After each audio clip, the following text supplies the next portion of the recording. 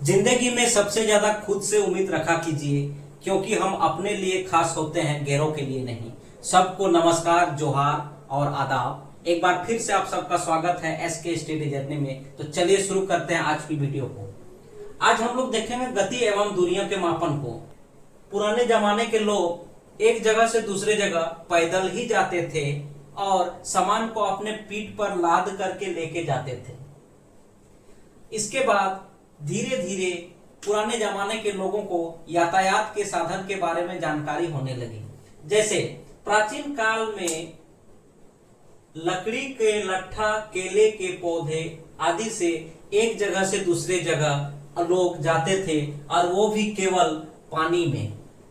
इसके अलावा दूसरे साधन तो थे नहीं, तो दूसरे साधन नहीं रहने के कारण पैदल जाते थे और सामान को पीठ पर लाद के ले जाते थे।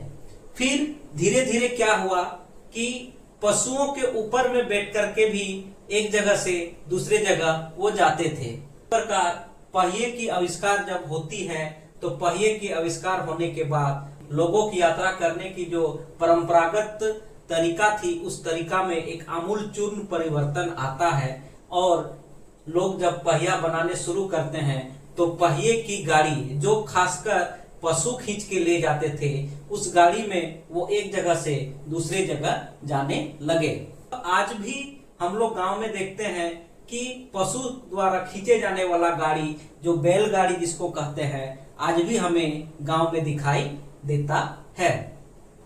और धीरे धीरे क्या होता है कि 19वीं सदी के शुरुआत तक भी हमारे पास केवल पशु के द्वारा खींचे जाने वाले यातायात के साधन थे। फिर 19वीं सदी के शुरुआत जब होती है, तो धीरे धीरे हम लोग वाष्प इंजन का निर्माण करते हैं। वाष्प इंजन का निर्माण करने के बाद फिर हम लोग मोटर का निर्माण करते हैं। मोटर गाड़ी का निर्माण करने के बाद हम लोग स्वचालित वाहन यानी कि कार, बस, ट्रक आदि का निर्माण होता है। इस प्रकार फिर वायुयान का निर्माण होता है।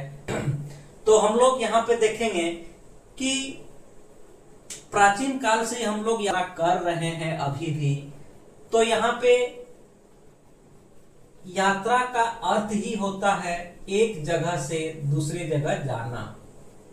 यात्रा का मतलब ही है एक जगह से दूसरे जगह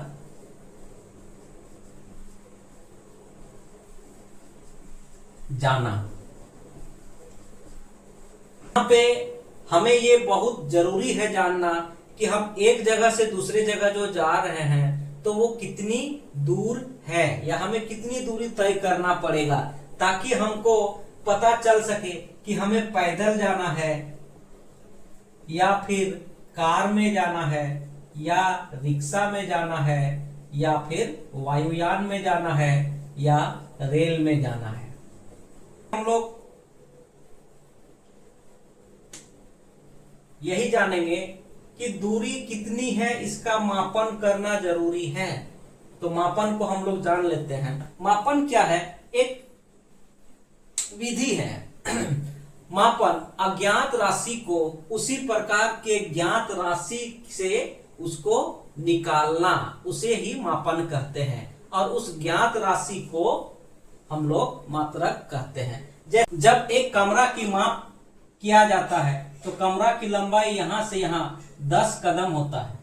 तो हमको यहाँ मालूम होना चाहिए कि मापन की जो भी राशि है, मापन की राशि 2 भाग में लिखते हैं। पहला भाग जो होता है वो संख्या होता है, और दूसरा भाग जो होता है उस माप की मात्रक कहलाता है।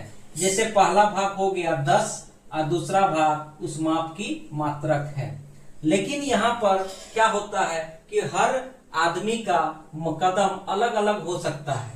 हर आदमी का कदम अलग अलग हो सकता है। मान लिया सुरेश इस कमरा की लंबाई को मापता है, तो 10 कदम उसका होता है। लेकिन उसी जगह रमेश अगर इस कमरा की लंबाई को मापेगा, तो यहाँ पे 9 ही कदम होता है। इससे भी हम उलझन में पड़ सकते हैं। तो इसके लिए क्या हुआ, सन 1790 में कुछ फ्रांसीसी लोग एक अंतर्राष्ट्रीय मानक पद्धति का इजाद करता है, अंतर्राष्ट्रीय मानक पद्धति को निकालता है, जिसे हम लोग मीटर मानक पद्धति कहते हैं।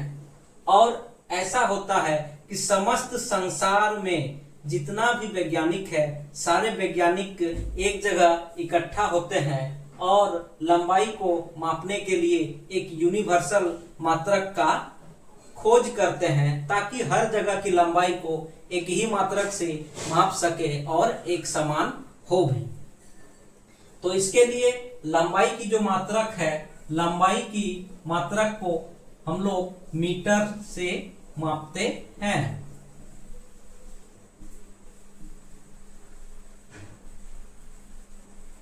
लंबाई को हम लोग मीटर से मापते हैं। तो यहाँ लंबाई का एसआई मात्रक मीटर हुआ। छोटी दूरी को हम लोग मीटर से मापते हैं, लेकिन लंबी दूरी को हम लोग किलोमीटर से मापते हैं। यहां हम लोग ये जानेंगे कि 1 किलोमीटर बराबर 1000 मीटर होता है, उसी प्रकार 1 मीटर बराबर 100 सेंटीमीटर होता है।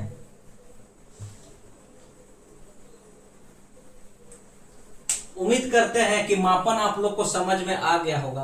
अब हम लोग गति को देखते हैं।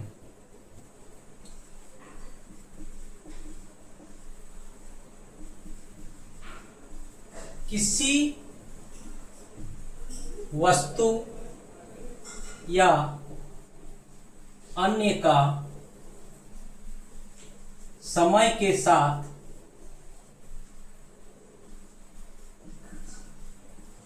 स्थान परिवर्तन गति कहलाता है।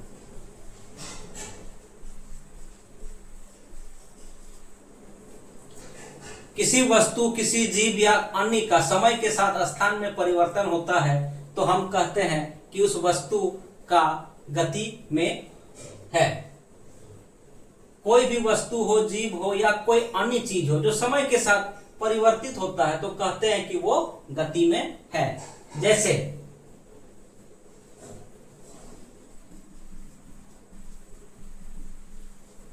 पृथ्वी की घूमना, पृथ्वी का घूमना, पंखा का घूमना,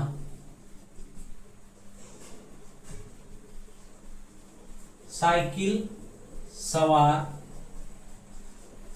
की चलना, साइकिल सवार का चलना आदि। यहां गति के 3 प्रकार को हम लोग देखते हैं, क्योंकि गति के 3 ही प्रकार को हम लोग को पढ़ना है। सरल रेखीय गति, दूसरा जो है वर्तुल गति, और तीसरा जो है आवर्ती गति।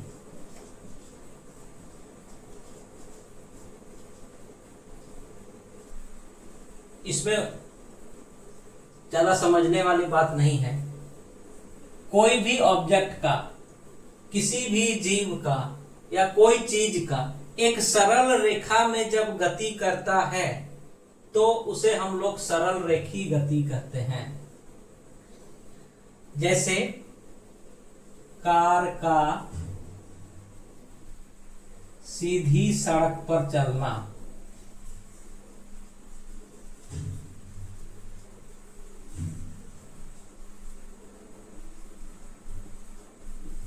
साइकिल सवार की गति आदि। उसी प्रकार वर्तुल गति, वर्तुल जैसे नाम से ही थोड़ा सा मोड़ा हम लोग को पता चलता है। वर्तुल, यहां हम लोग का वृत्त से ही वर्तुल बना है, यानी कि कोई भी ऐसा गति जो एक निश्चित वृत्ताकार पथ पर कर रहा हो, लेकिन उसके सेंटर से उस वृत्ताकार पथ में जो वस्तु गति कर रही, उस वस्तु की दूरी हमेशा सेम रहती है। जैसे हम लोग एक पत्थर को रस्सी में बांधेंगे और हमारे ऊपर मुंडी के ऊपर ऐसे उसको घुमाएंगे तो क्या होगा, पत्थर की दूरी हमारे हाथ से हमेशा एक ही रहेगी और वो हमारे मुंडी के ऊपर एक वृत्ताकार पथ में गति करेगी। इसे हम लोग वर्तुल गति कहते हैं।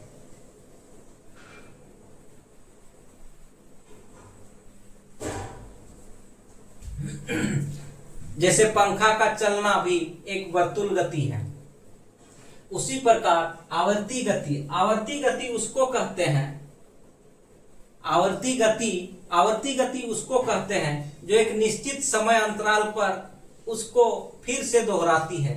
जैसे झूला में झूल रहा कोई बालक,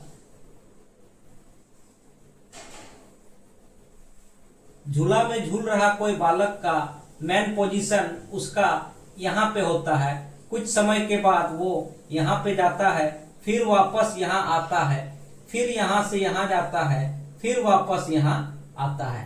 तो ये जो समय अंतराल है उसका मेन पोजीशन में आने का और मेन पोजीशन से मैक्सिमम विस्थापन का वो सेम होता है। इसे ही हम लोग आवृत्ति गति कहते हैं कि एक निश्चित समय अंतराल के बाद दोहराना, उसे आवृत्ति गति कहेंगे।